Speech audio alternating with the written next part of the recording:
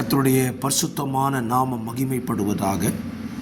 ஆசீர்வாதமான ஒரு நல்ல காலை நேரத்திலேயும் அனுதின மன்னா என்கிற வேத தியானத்தினால் இந்த நாளிலே உங்களை சந்திப்பதில் மிகுந்த சந்தோஷம்.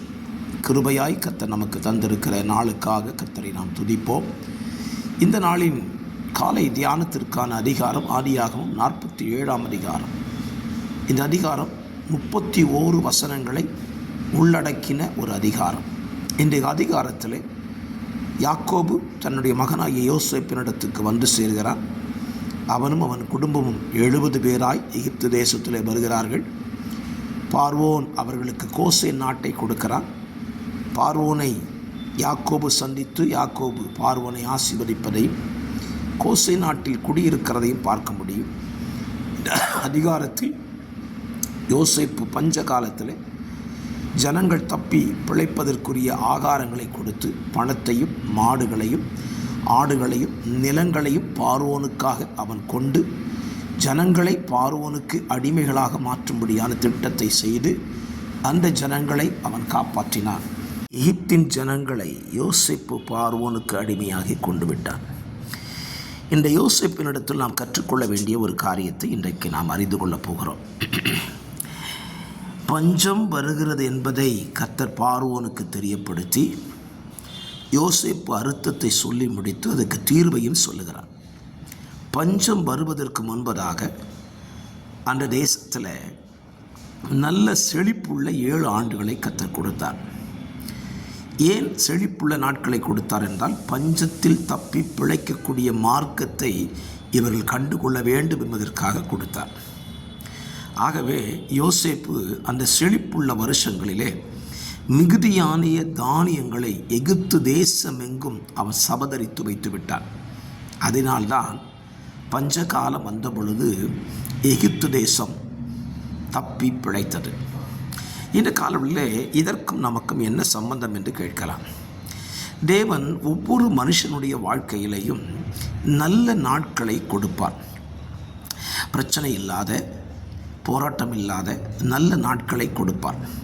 அப்படி நல்ல நாட்கள் கொடுக்கப்படும் பொழுது பின்னாலே அவனுக்கு ஒரு பிரச்சனை உள்ள காலங்கள் வரும் என்பதையும் அவன் அறிந்திருக்க வேண்டும். அப்படிப்பட்ட நாட்களிலே அவன் தப்பி பிழைப்பதற்கு நல்ல நாட்களிலே அவன் சவதரித்து வைக்க வேண்டியதான காரியத்தை காலவெளியில் பேச விரும்புகிறேன்.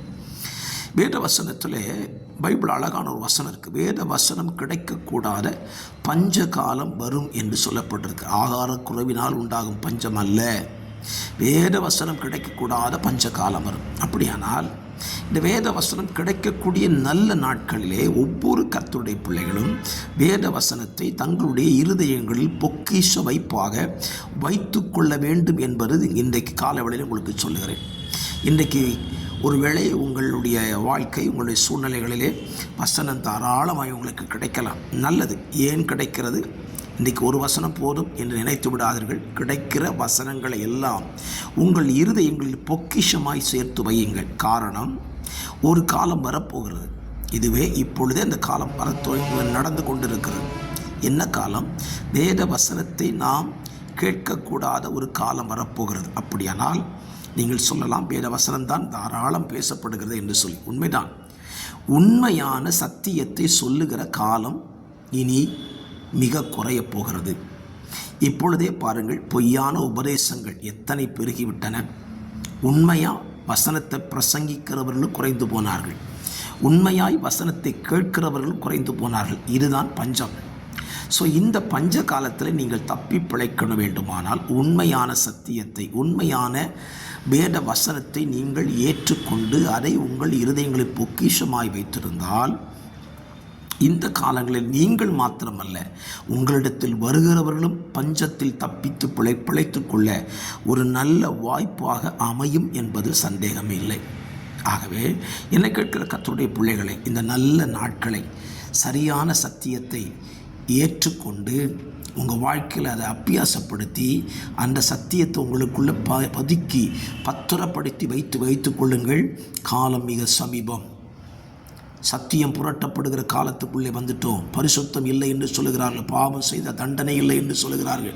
இந்த காலமே அதுதான் பஞ்சகாலம். ஆகவே வெளித்துக் கொள்ளுங்கள் தேவ பிள்ளைகளே.